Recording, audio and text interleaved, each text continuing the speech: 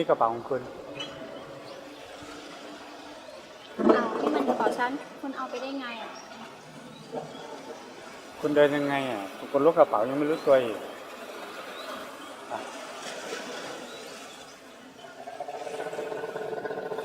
ที่เนี่ยมันเป็นแหล่งท่องเที่ยวก็จริง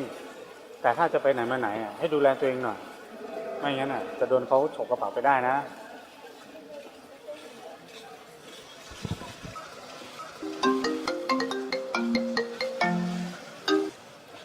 เนี่ยเมื่อได้เชียว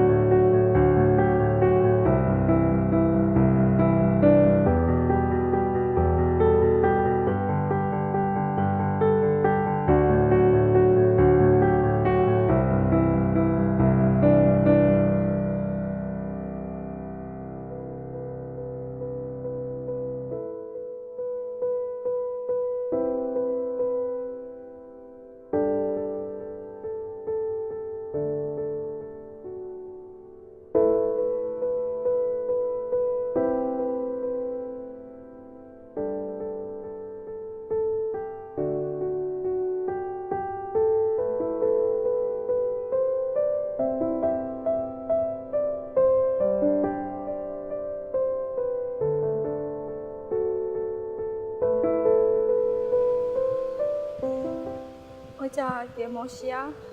我了照顾了，给我吵得起，我家人都好到自己的故乡里呢。 ลุ้นดูชิตาเจ้าสีแน่ก็ถูกรู้